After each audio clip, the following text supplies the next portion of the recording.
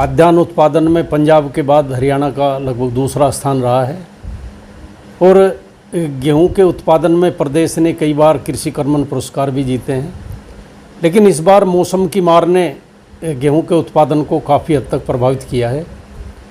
जिसमें इस बार मंडियों में भी देखने में आ रहा है कि गेहूं कम आ रहा है और उसी के साथ जब किसानों से बात करते हैं तो उसमें भी प्रत्यक्ष देखने में आता है कि गेहूं के उत्पादन में काफ़ी गिरावट आई है। और इसका मुख्य कारण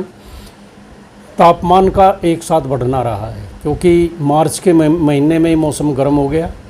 और 1 से 2 डिग्री तापमान यदि सामान्य से अधिक हो जाता है तो गेहूं के उत्पादन पर 5 से लेकर 15% तक की गिरावट आ जाती है। और ये इस बार हुआ, ऐसा एक बार 2010 में भी हुआ था और इस बार ये हुआ। इससे किसान को काफ़ी आर्थिक नुकसान हुआ है, क्योंकि जहां गेहूं 1 एकड़ में 20 से 22 कुंटल प्रति एकड़ निकलना था, वो गेहूं 14 से 16 कुंटल प्रति एकड़ तक ही सीमित रह गया। जहां पर बिजाई समय से की गई थी वहां पर इस तरह की गिरावट कम आई, दाना कम सुखड़ा, क्योंकि जब तापमान बढ़ता है तो बढ़ने से जब गेहूं दूधिया दशा में होता है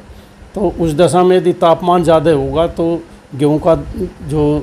दूध है या गेहूं का जो अंदर रस है वो सूखना शुरू हो जाता है दाने से और दाना सिकुड़ना शुरू हो जाता है। गेहूं के तूड़ सूख जाते हैं, जिसकी वजह से दाने में पूरे तरीके से सिकुड़न आ जाती है। पछेती बिजाई में ये समस्या बहुत ज़्यादा आई है,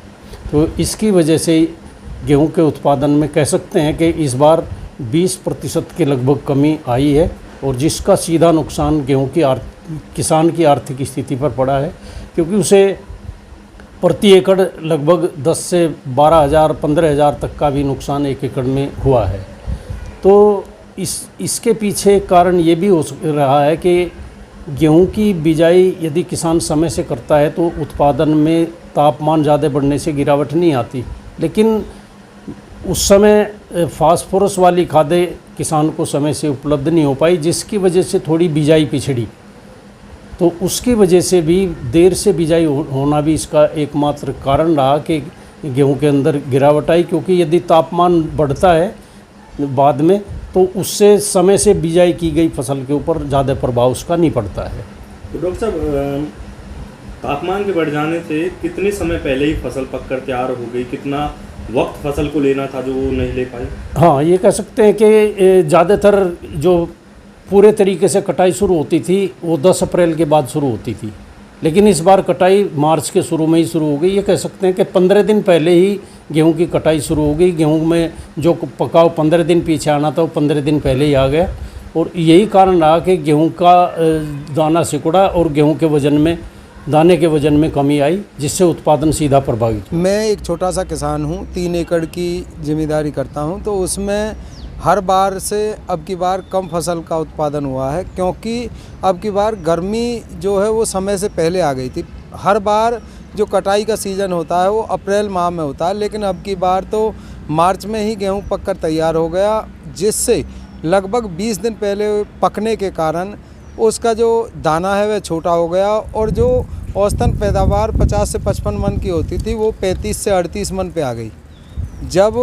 10 से 12 मन की एवरेज प्रति एकड़ कम हुई है तो ये है कि लगभग 10 से 12 हज़ार रुपये का नुकसान एक किसान को हो रहा है। 3 एकड़ की पैदावार में लगभग मुझे खुद ही 30 से 35 हज़ार रुपये का नुकसान हुआ है अब की बार। पहले खाद भी नहीं मिला था, उसको भी वजह मानते हैं क्या? अब जो आम जिम्मेदार है वो तो यही सोच रहा है कि जब बुवाई हुई थी तो डीएपी नहीं मिला, उसके बाद जब पानी चलाने के टाइम पे यूरिया नहीं मिला और फिर लास्ट में ये ऐसा मौसम ख़राब हो गया जिसकी वजह से गर्मी ज़्यादा पड़ने की वजह से उसका पकाव जो है वो छोटा रह गया और जो दाना है वो बिल्कुल सुकड़ गया, जिससे कि बहुत ज़्यादा नुकसान हुआ है। अब हम तो यही मानते हैं कि पहले खाद की कमी के कुछ तो खाद की कमी है इसमें और कुछ मौसम के जो तापमान ज़्यादा बढ़ जाने के कारण वो समय से पहले पक गया, तो उसके कारण ये नुकसान हर किसान को उठाना पड़ रहा है।